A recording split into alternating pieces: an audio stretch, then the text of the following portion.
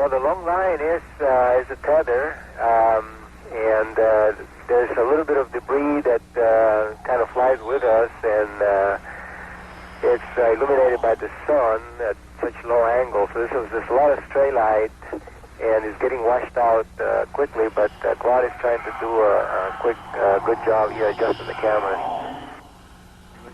Copy that.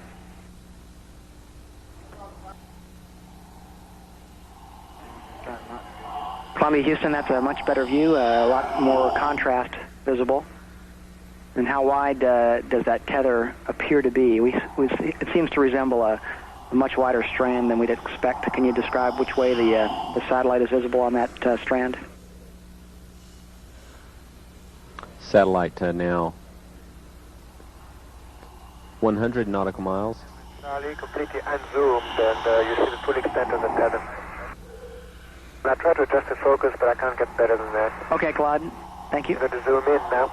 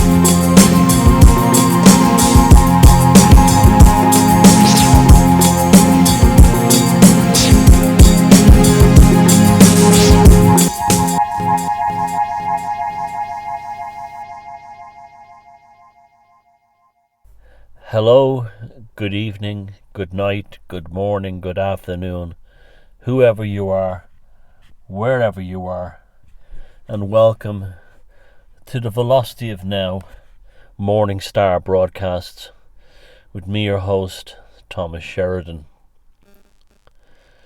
Of course, Vaughn was never going to go away. Vaughn was always going to be eternal in some way or form.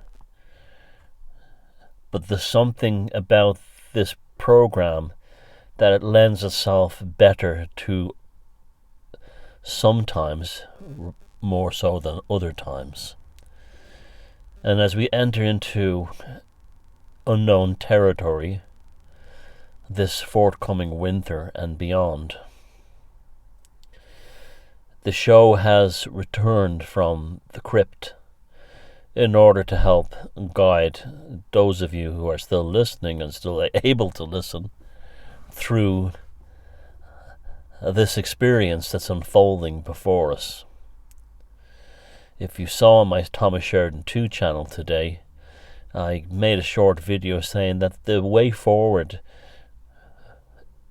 for the next while is not going to be the domain of reason and rationality and measured thinking.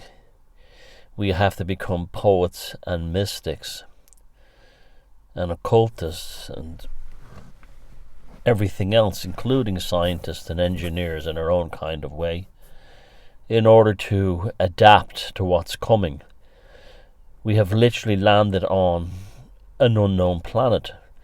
Those of us who are in the tribes or have a tribe-like mentality have landed on this planet now as if it's an alien world to us. And while we have the practicalities and the prosaic matters of survival ahead of us, the underlying operating software of our minds, if you want to use that term,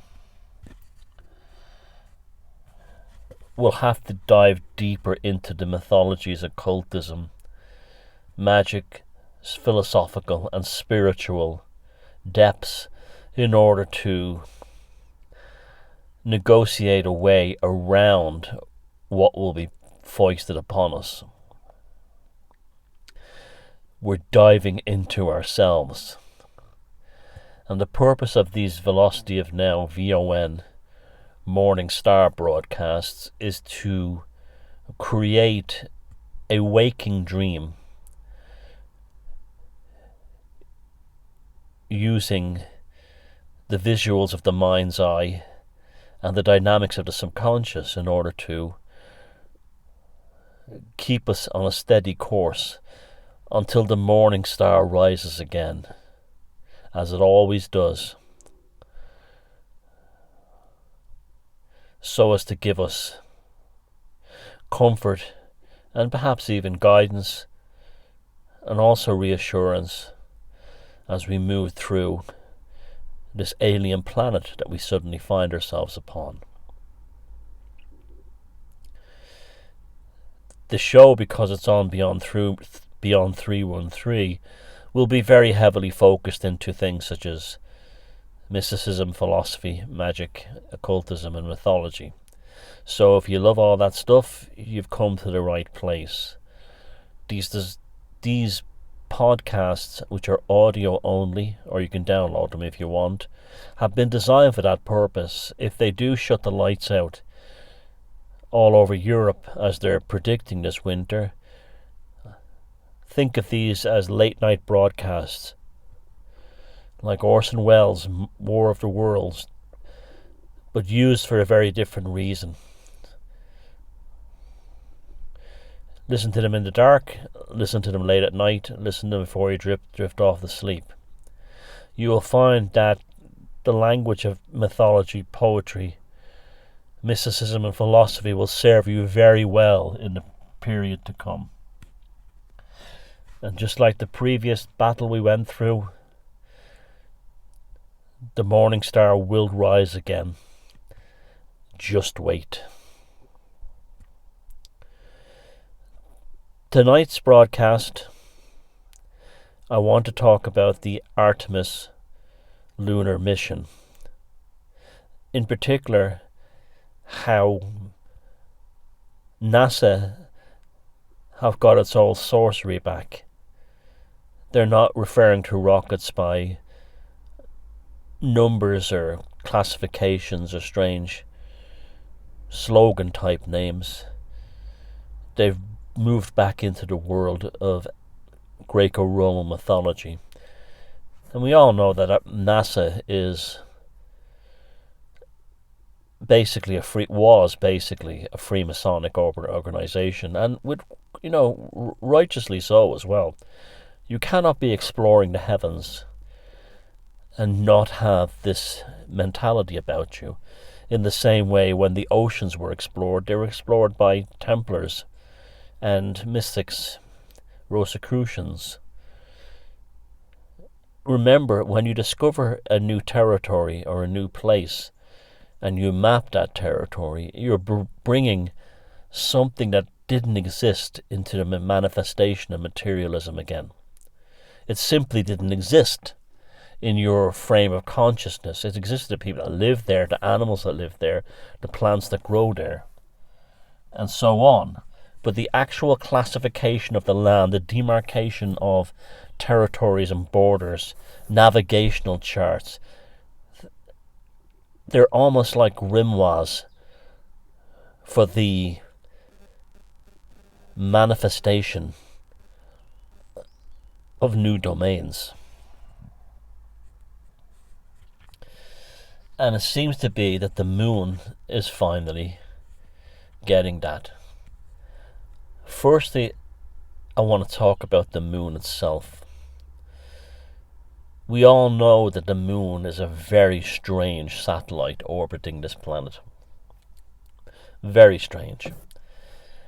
It's far too big for the Earth when compared to other lunar objects, lunar satellites around other planets. Life on this planet would not exist if the moon wasn't there. It acts almost like a heartbeat of the planet's biological and ecological stability. From tides to women's menstrual cycles, it is ever present. It is exactly the same size that it needs to be to create a perfect solar eclipse. That in itself is supernatural.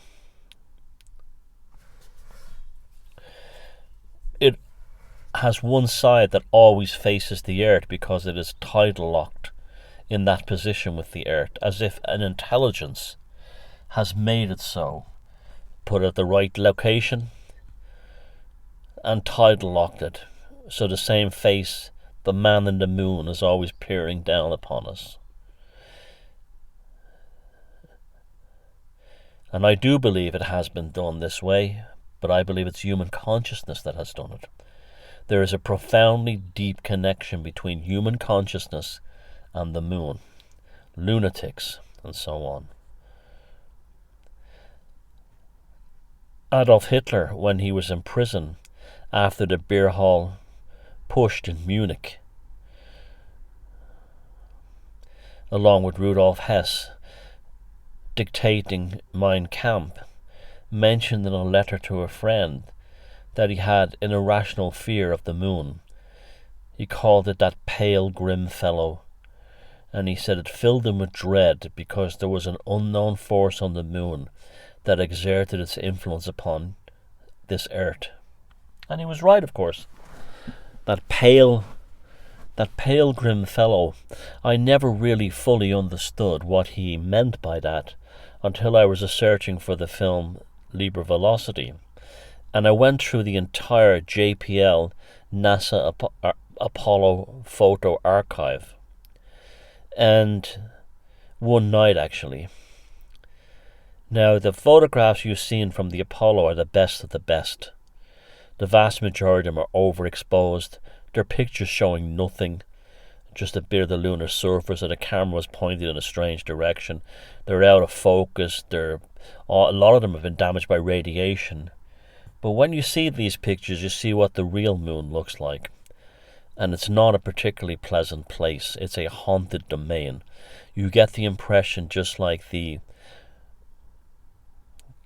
cosmists of Soviet Russia, that somehow spiritual forces exist, maybe not on this planet, but on extraterrestrial objects, including the moon and the other planets. This is the domain of dead souls. And we all know that the astronauts came back profoundly changed by their experience of going there. The moon is a haunted realm. What makes the moon particularly strange in terms of how it affects us, and as beautiful as it is represented by the goddess Luna and the goddess Selene, and how tranquil and beautiful it looks in artwork and can actually make us feel, it gives us safety and protection at night. But remember, in olden days, before electric lights and things like flares, battles were often fought under the full moon because you could actually see your enemy when you were killing them.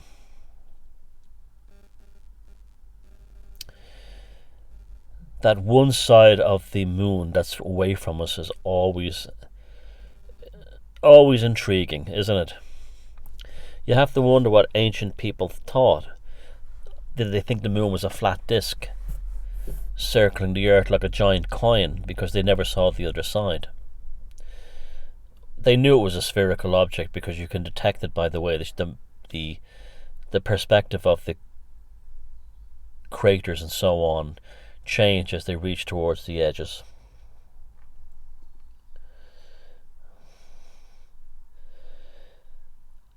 Apollo 10, while it was circumnavigating the moon,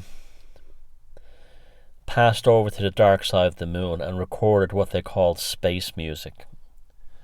I can play you that file here because it wasn't released. It wasn't released by NASA until quite recently. Now listen to this. You will hear the most obnoxious, annoying sound behind the astronauts.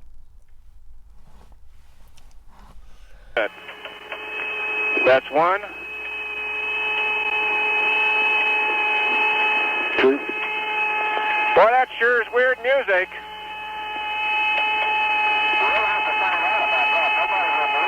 No. It's a whistling, you know, like an outer space type thing.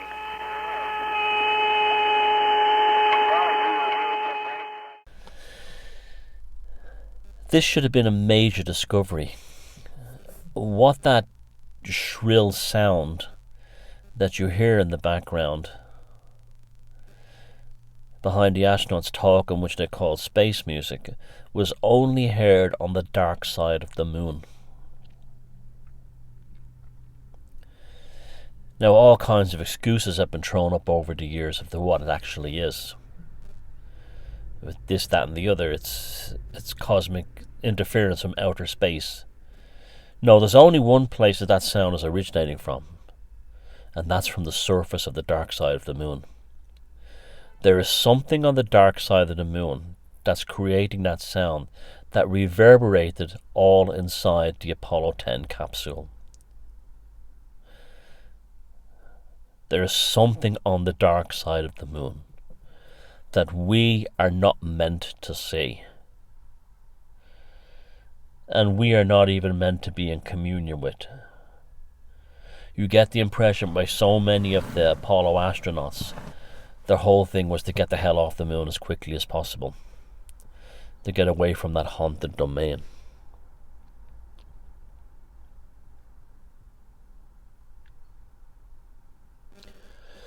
So of course they returned back to their old formats of naming these missions after Greco-Roman gods and stories and legends and so on.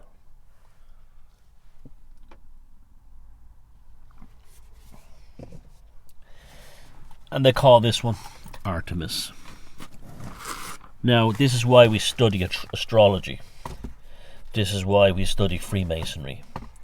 This is why we look into these archetypes and these stories, because they don't pick these names for no reason.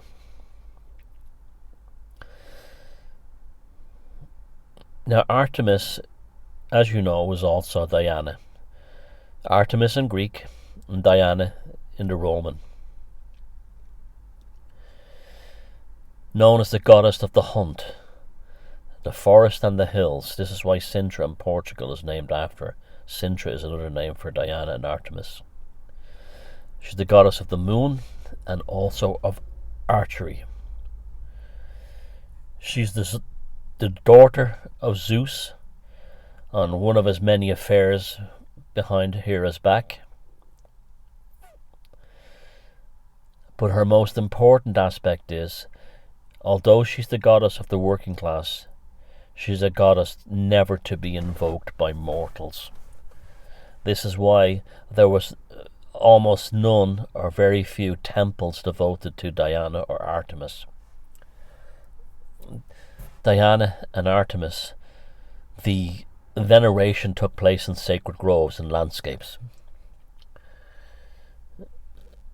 It was a given fact that Artemis existed to the ancient pagans, that she was there, that she was a fact of life, that she had this mythology surrounding her, that her energy force surrounded the wild woodlands and forested hills, that she was venerated by the presence of just observing the moon. But under no circumstances was the goddess to be evoked by mere mortals. And that's what makes this Artemis mission so very profound. That rocket that they've built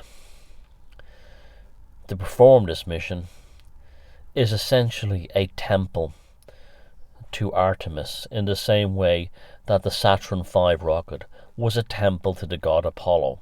Apollo is a very approachable and a very amiable god. Artemis Diana is complete opposite. Artemis has only one entity to which she's devoted, and that's to Orion. And they're also using the Orion spacecraft in this mission. So not only are they building a temple to Artemis, a goddess never to be evoked, but they're also co-opting the only object of her heart, Orion, along with that. Orion, the hunting companion of Artemis, longed to kill every animal on Earth. Eventually Gaia killed him by means of evoking a giant scorpion, which poisoned Orion. Now, it doesn't take the most imaginative mind to see the parallels there between the giant scorpion and the needlecraft. Reading to this with a Freemasonic, esoteric mind, the building of a temple, of a flying temple to Artemis, is the celebration of us being represented by Orion, being killed by a giant scorpion, the needlecraft, by Gaia, the environmental, pathological, modern Marxist movement. It's everywhere, folks. Mythology, esotericism, and magic is everywhere. Nothing is by accident, even when these names are just randomly picked out of a bag by some engineers at NASA, and I suspect that's the case here. These are no longer the Freemasons that created the Apollo mission. A lot of these are Brian Cox, soulless dregs types, and they just said, well, let's pick a name for the new mission to the moon. And they said, that's okay, well, we had Apollo, what can we pick now? How about Artemis? Artemis is the goddess of the hunt, the goddess of the moon. Oh, okay. Not knowing what they're doing. They're like the Amazon producers of The One Ring. They're profaning the mythology. They're showing their hatred of the working class, Orion. Remember, Artemis is only devoted to Orion. Orion represents the working class. The working class have been seen as a pestilence on this earth. How many of the elitists and the globalists have caused the ordinary person a disease upon this planet? And they believe we're going to exterminate all life forms. What did Greta Thunberg say? Entire ecosystems are being wiped out. Right? That's you and me. We are the ecosystem to be wiped out. So Gaia, represented by the globalists, have used a giant scorpion, the needlecraft, to kill us off. Because we will kill every animal on Earth with their mind. So they got in there with their scorpion sting first. What goes on in the world of mythology, in the depths of consciousness, and in outer space cannot be separated from neither ourselves or what happens at the very depths of the ocean. If you want to understand the full nature of your purpose in life, you cannot do it until you fully recognize that it's connected to the stars, the planets, outer space, space travel especially, because that's humans going into the domain of the gods. The bottom of the oceans, it's all connected. You cannot get away from it. The subconscious forces which make us rise to the occasion come from the bottom of the ocean, from the depths of our subconscious minds. We are living in an age of myth. While some people choose actively to live in a state of paranoia, grief and despondency at the moment, I often find myself thrilled by what's unfolding before my eyes, and so should you. We are living in the age of myth. We are living in an age where Cthulhu has risen from the depths of the ocean to tear human consciousness asunder and to get the profane to kill themselves. We are living in an age where the gods of the heavens and the goddesses are directly impacting upon life upon this earth in terms of the stories being played out. Remember what you called the elitists, which are nothing of the sort, the globalists. They're profane dogs themselves. They have just guaranteed their annihilation by evoking Artemis, the most backward, rural, rustic peasant, up until very recently, would have never in a million years evoked Artemis or Diana. Only the scabby Wiccans do it, and we all know how they all end up. So basically the globalists right now are a scabby Wiccan who have evoked Artemis Diana, and she will not take this very well, especially when she finds out that they've done it as a passive ritual to destroy the only person that she cares about, the Orion, representing us, with the scorpion sting on behalf of Gaia. The globalists have reached a situation where they now think they are gods.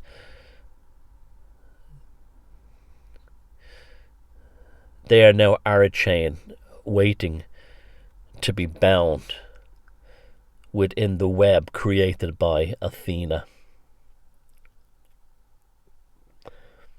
The weaving spiders have finally entered into Bohemian Grove, and what it took was fools. Profane, ignorant fools in positions of power. All we have to do is to understand and recognize and see what's unfolding in front of us with the eyes of poets, artists, mystics and philosophers, and allow the gods and goddesses to do the rest. Remember, Artemis is also connected to Hercules, a god very much about destruction and rebirth. The irony is that with this final act of hubris, the globalists will get a great reset, but it'll be their own. They'll be destroyed and rebuilt. They will own nothing and be happy.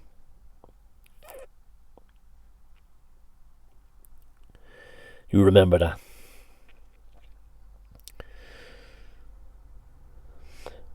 Even me doing this broadcast, I have to be very careful in how I frame the stature of Artemis and Diana, because I do not want to come across as seeing as if to be seen or to be believed that I am evoking her. I am keeping her at a safe distance. In fact, I am doing this broadcast in the woods for that reason.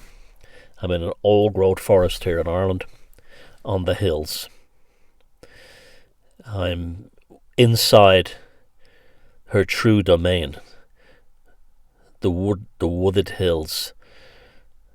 This is her only temple, and the profane dogs at NASA are currently building an actual literal temple. Don't be surprised if this mission ends in a horrific disaster.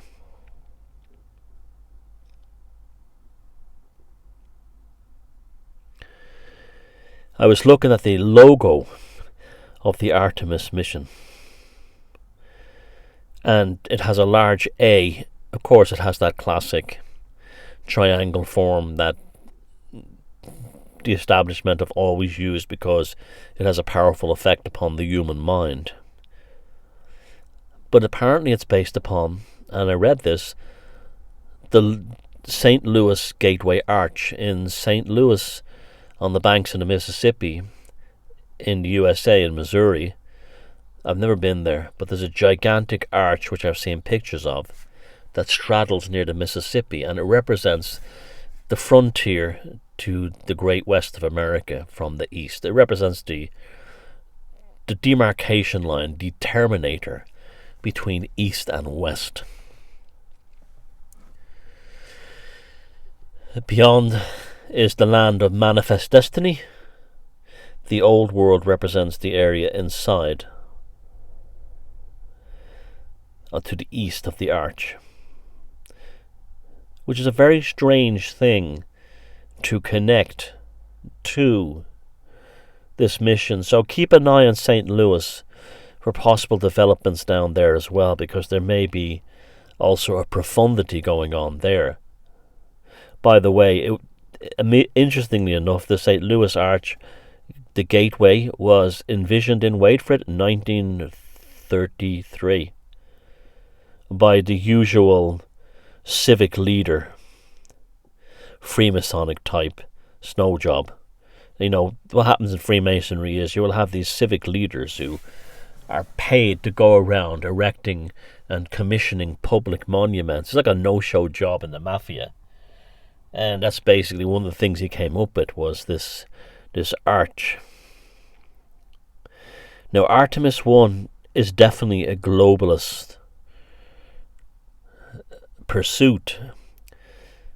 Although NASA is supplying most of the hardware, a lot of the funding came from the European Space Agency, with technical and other resources from the Japanese and Canadian space agencies. Have you seen what the Orion spacecraft itself looks like? It's a very different kind of rocket. It looks like a temple to the needlecraft. It looks like a syringe.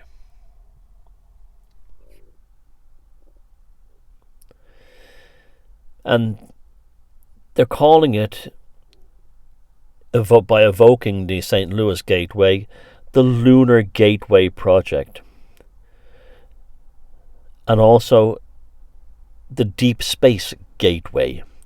What did I mean by deep space? Officially, they're trying to bring forward this concept that they want to see what the effect of long-term and deep space would have on the human body. Well, I can tell you right for a fact, without them doing it, humans will be destroyed if they go into deep space. Human beings cannot exist out for very long outside of this immediate Earth orbit. The human body and nervous system cannot do interstellar, and can't even do interplanetary space travel. And NASA and the others have known this for decades. They'll make up every excuse in the world, but that's the main reason. The main reason is not the Van Allen belt. It's not, anything like that. They fly through the thinnest parts of the Van Allen belt, and the radiation levels are not that severe at all. They're thinner at the poles. That's how they get through them. There's not even that. They put out all the stuff. They have all the truthers believing in Stanley Kubrick and all this because they don't want anyone. The establishment deliberately cultivate the lunar hoax, the Apollo hoax, because they don't want you knowing the real truth. And the real truth is, space is literally a supernatural environment. When you get off this planet, out of planetary orbit, where the satellites and the ISS is, beyond, ironically, the Van Allen belt, you are literally entering into where the gods live. You are entering into where the gods live. You are in the tabernacle of the infinite. And outside that distance, the very extremes of it, the very extremes, is the moon. That's it. The moon is as far as you can really go and still stay alive. And you can't stay there for very long, because your consciousness begins to deteriorate away from what was developed by your nervous system in order to exist upon this planet. Hence why these Apollo astronauts all came back profoundly changed as people. And they were only on the side of the moon that we see. They were still tidal locked with Earth. What makes this particular mission is so profound and so dangerous, and also indicative of how soulless the globalists have become, is that they're attempting to put people permanently on the dark side of the moon, where the space music emanated from. Mark my words, these cosmologists and every other kind of sickening globalist at the very top of science, whatever, knows well that the moon is a very different domain. It rings like a bell when something hits it. It is too unnatural in terms of its supernatural, ironically, effect upon the world, location, size, and everything. The moon is not an accident, put it that way. And likewise, you can bet your bottom dollar that this Artemis 1 mission, with the Orion Rocket representing humanity that has been stung by a scorpion, the needlecraft, is no ordinary mission either. They're ready to find out what that space music is on the dark side of the moon. And if you listen to that sound, I'll play it once again.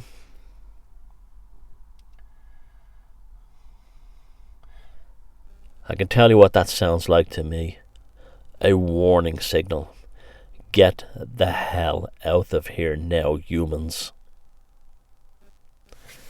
Get the hell out of here.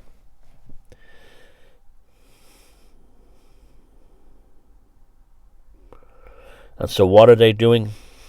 They're going there. They want that deep space gateway. They're claiming it's to find ways of a deep space habitat. Remember, they're not going to the stars. They're finding ways to get to the stars using AI, transhumanism, transfer of consciousness, because it's not going to happen for them. There's even a strange coincidence, but we know it's no coincidence, of how this whole project even began. Did you know that the Orion Rocket was originally designed to redirect astronauts? Yes, the Orion Rocket is the son of an asteroid redirection program.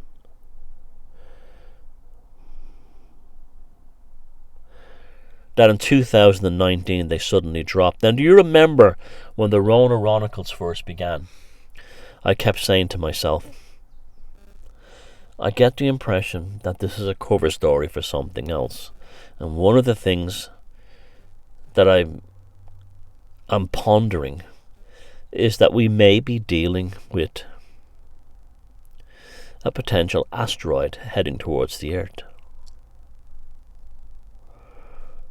Now, it's funny that they had built these rockets, including this very powerful Orion rocket, which is the biggest rocket they've built in a long time. They haven't built a heavy payload rocket like this on this scale for a long, long time. And you know when they say it's due for takeoff, then doesn't happen, and they say it's been delayed by technical reasons and so on? That is true, because rockets have to be, you can't launch them in very high winds and so on. You need a lot of meteorological and other data before you can shoot those things up, especially a large heavy payload rocket like Orion. You know, when they reschedule them, they're rescheduled according to astrological openings. These people very much abide by astrology and know exactly when when it's interesting how they will say, "Oh, we're kind of cancelling the rocket today because of bad weather," and that's true. But we will launch again at 8:34 p.m. on Wednesday evening, and if that doesn't fail, it'll be launched next Saturday at 12:30 p.m. And if that's cancelled, it'll be launched in 2 Tuesdays. Then 2 Tuesdays from now, 8:45 a.m. in the morning. And you say to yourself, how have they picked such specific dates? And the reason is astrology. They're going by astrological. They're going by astrological alignments. That's why they pick a certain date. They don't know what the weather is going to be like on that day, and often the fact that they have to cancel the mission again shows they don't know what the weather is like going to be that day. But they know exactly what the astrological and the psychic weather is going to be like that day, and they wait for an astrological opening before they launch the rocket. So when you're sitting there like me, waiting for Artemis to take off, and you're watching YouTube, and you're getting, it's going to be launching in 5 minutes, and then they say, because of technical difficulties or because of the weather, we're postponing it until Tuesday morning at 9:31 a.m. And you say, that's a very specific time. What do they know what the weather's like going to be then? That's a predetermined and prefixed astrological time. And that's why I often do things. I will wait for the time of the next launch and actually perform some of my own magical workings at that moment, because it's an opportunistic astrological event you can tap into. So if you want to get free astrology, and it's really funny when you think about it, and really good astrological data, hang out for space missions and see when they postpone them and what date they reschedule them for.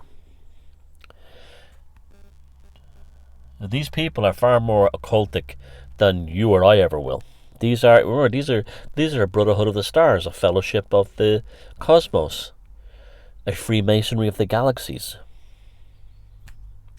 But unfortunately, they've lost their mojo, or they're deliberately trying to destroy themselves. They become like the priests in the ancient temple of Apollo. And they've forgotten that maxim of know thyself. But yeah, there was an asteroid redirection program. And then they decided in 2019, hey, asteroids hitting the Earth are not a problem anymore. Fascinating, isn't it? Right before the Rona hits, they decide asteroids are not a problem anymore. Which they must have had data that said there was a 50-50 chance now of their asteroid missing us, where it might have been there was a 75-25 chance of it hitting us. And then they went into the Rona thing instead.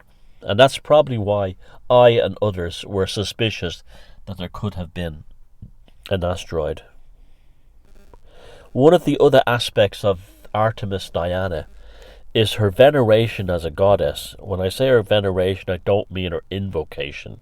Her veneration, her respect, the genuine love for her among ordinary people has lasted longer than any other pagan goddess I can think of, even longer than Brede of Ireland, St. Bridget, because she's maintained her pagan identity within vast areas of Europe, southern Europe in particular, and Sicily and so on. Diana is still greatly revered and loved. Artemis.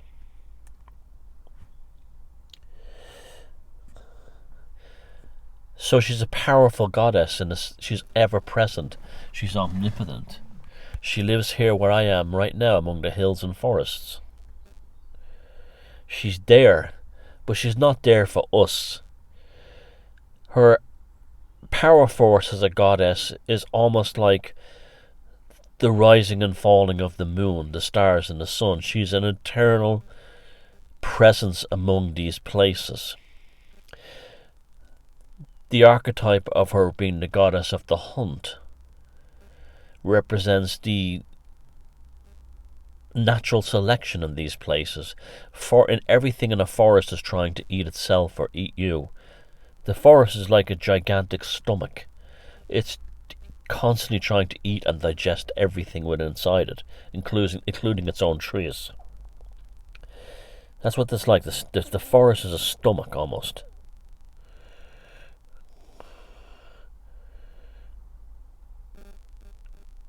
Now, as we know, Diana is the brother of Apollo.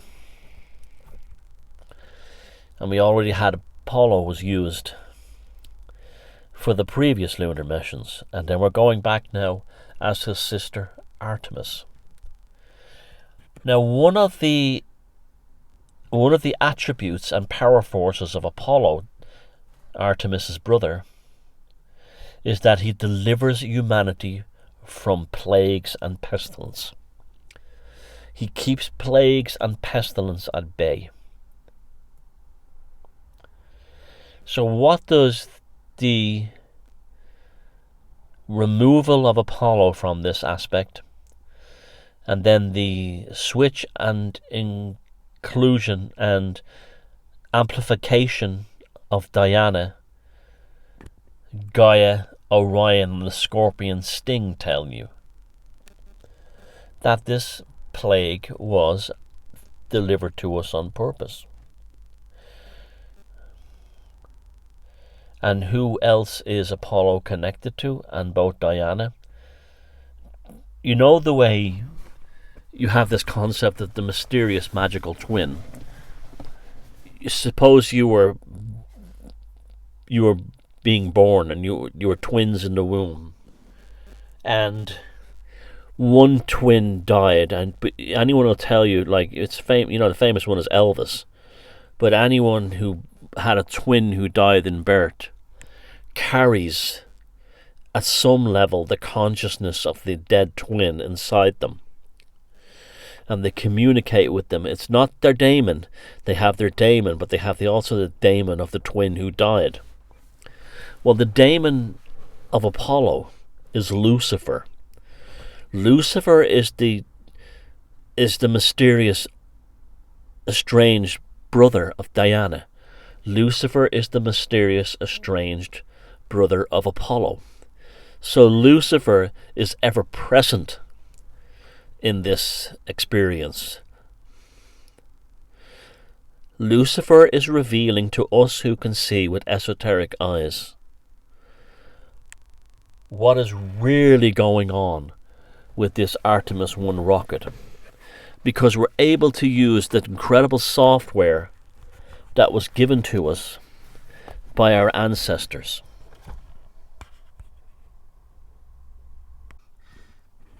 These incredible stories, allegories, parables, mythologies, delivered to us by the ancients, in order for us to examine the complexities of this material world, not exclusively by application of our nervous system and 5 senses, but also by our psychic awareness, by our subconscious translation of the slings and arrows of outrageous fortune within the material world.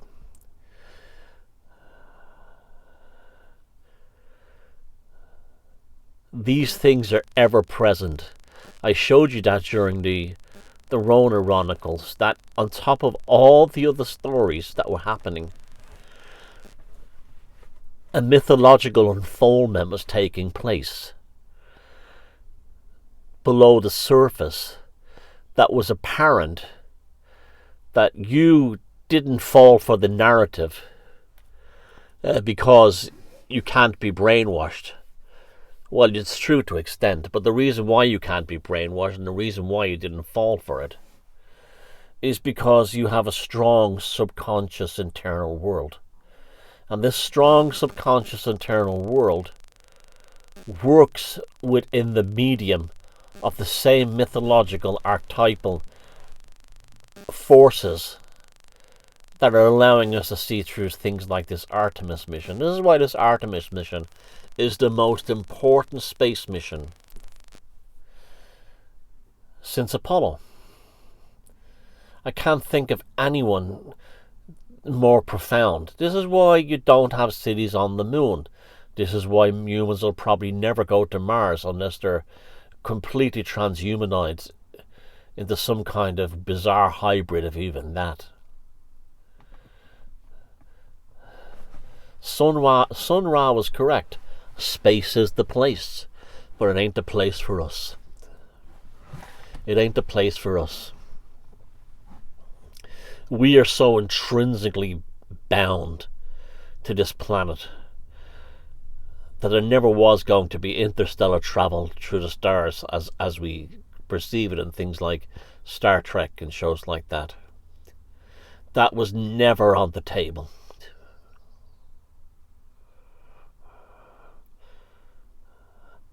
Apollo changed all that.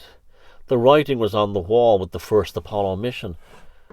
One of the earliest Apollo missions blew up on the launch pad, and all the astronauts were incinerated. A human sacrifice. The NASA missions are filled with human sacrifice. The two shuttle disasters. One of which was very survivable. That they knew that there was a way to survive it. They could, believe it or not, they could parachute out of the space shuttle. The space shuttle has an escape hatch, a remarkable thing, which there's a long pole that extends down from it. And what happens is, if the shields are in danger, as a last resort, the astronauts have parachutes, and they can attach themselves to this pole, and this pole drops them at a specific speed and angle, so they themselves don't burn up in the atmosphere. And they slip through that barrier, and then they do a Fritz Springmeier and open a high-level parachute, a high-altitude jump. Well, for some reason, they didn't employ that, and they let them all be roasted up and incinerated in the upper atmosphere. And that's why I will say, and I haven't looked yet, I'm not even interested yet, but I'm going to wait to see what happens when this mission ends. But I have no interest in the astronauts involved, because they may well be human sacrifices. Don't be surprised if something horrible happens with this mission.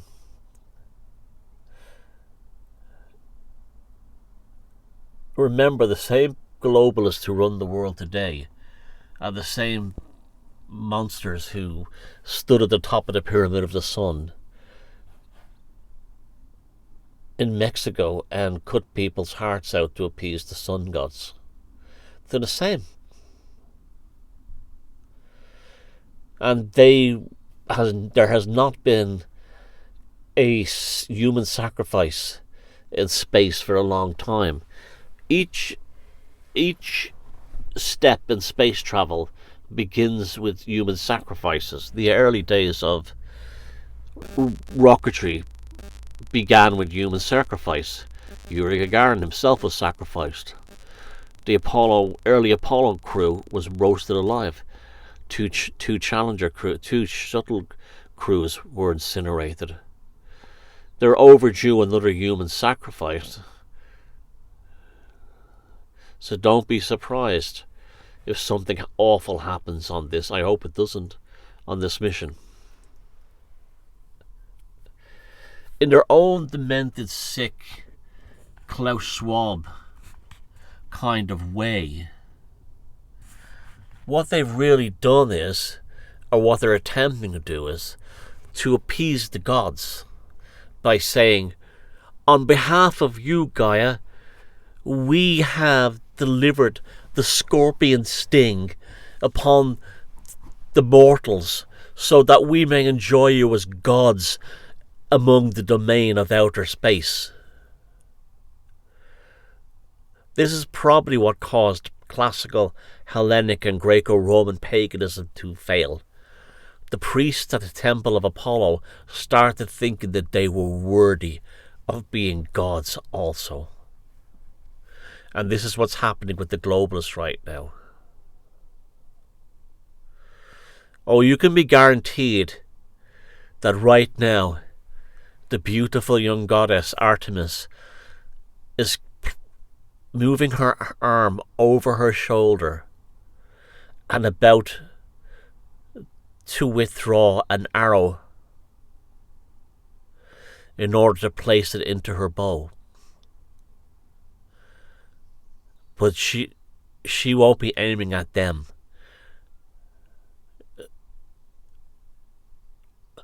In order to take them into godhood, she'll be aiming the arrow at the globalists in order to destroy them.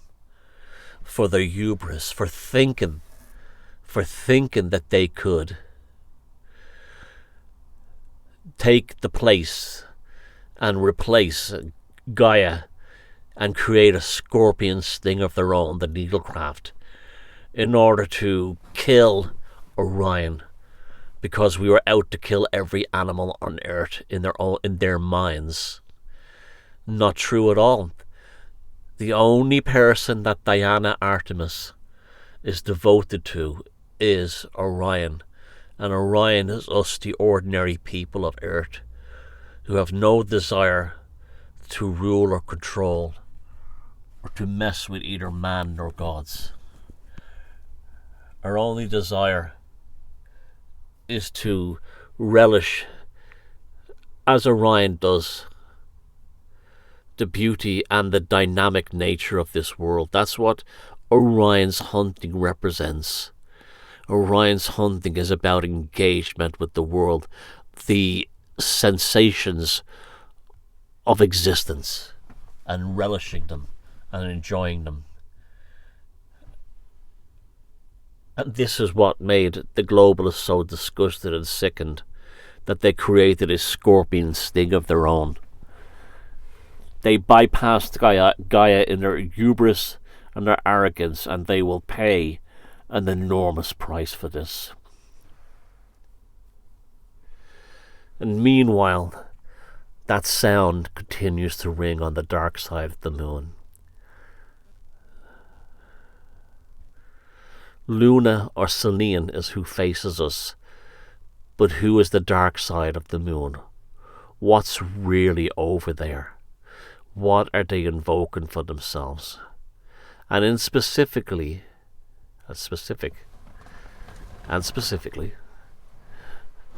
they're particularly fascinated by the polar regions of the moon. Suddenly, the globalists are fascinated by the polar regions of the moon. Now we know within mythology, the polar regions of the Earth play a strong aspect and role in all kinds of modern mythology. H.P. Lovecraft's At the Mountains of Madness, films such as The Thing by John Carpenter, modern mythologies that derived from Germanic mysticism in the early 20th century, that at the polar regions of the Earth was the entrance into the inner Earth, the land of the Vrilia and the power of Vril. They never got in there. They never found Shambhala. They never found the entrance into the Middle Earth. They followed the Grail mysteries. They followed the Tibetan rites. They followed everything, the legend of the Thula, but they never got into the inner Earth. Are they now trying to get into the inner moon? This obsession with Luna makes no sense, except from a spiritual point of view. Remember, the same ones are still in charge. The same globalists. It's of no coincidence that Klaus Schwab talks with a thick German accent.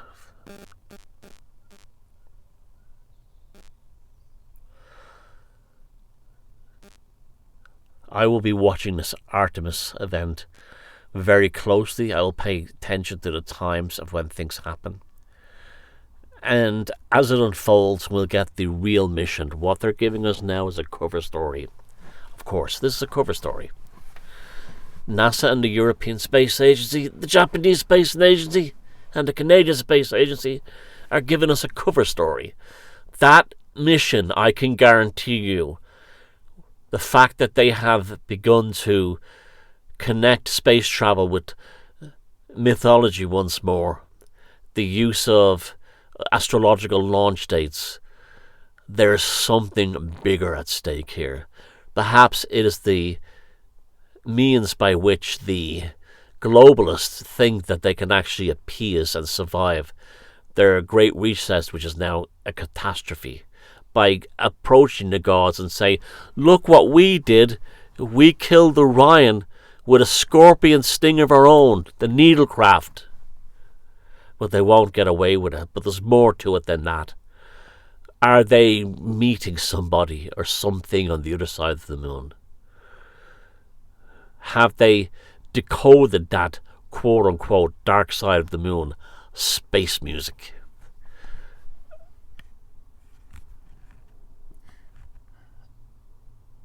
It's all so cryptic, mysterious, and enigmatic, but at the same time too,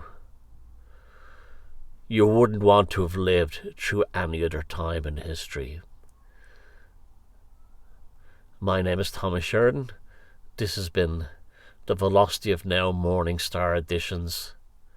And take care of yourself, and remember, that star will rise in the morning, and Horus will slit the throat of Set. Take care. That's one. Two. Boy, that sure is weird music.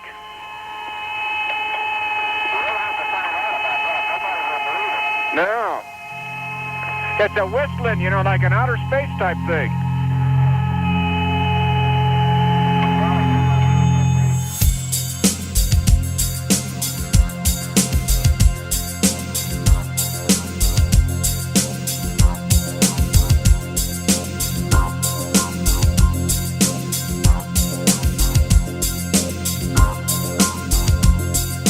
The need for salvation is a very interesting thing, especially when people talk about their independence, their free will.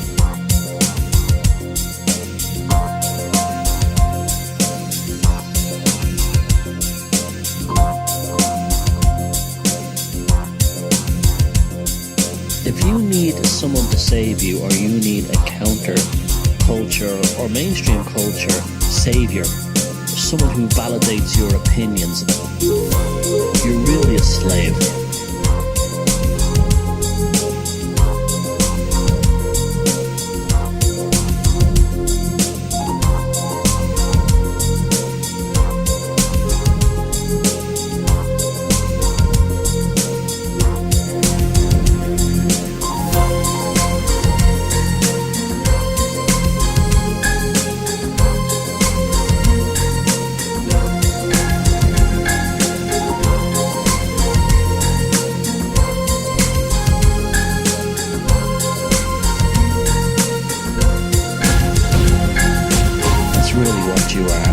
Suffering from a disease, and the disease is that you have not understood that the problem is really your belief in external salvation beyond yourself.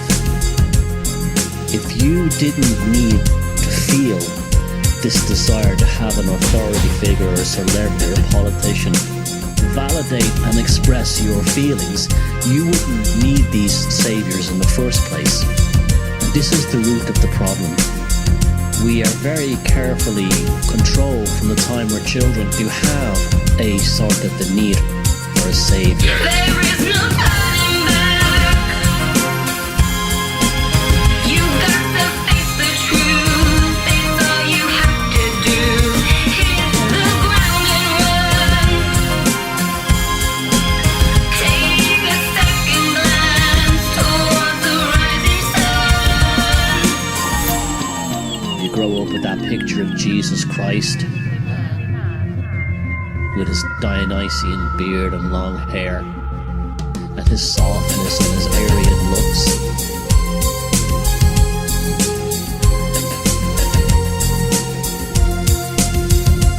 And you believe that, deep in your subconscious, that this is someone you need.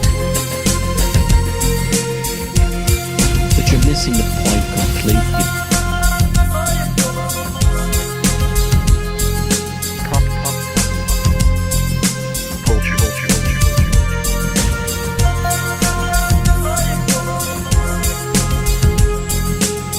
True. Believe.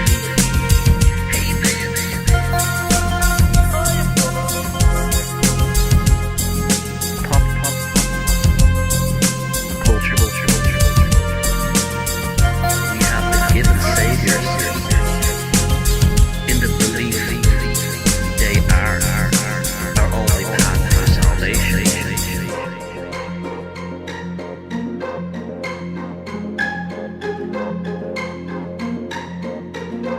The only route to salvation is your own ass. Accept it and please deal with it.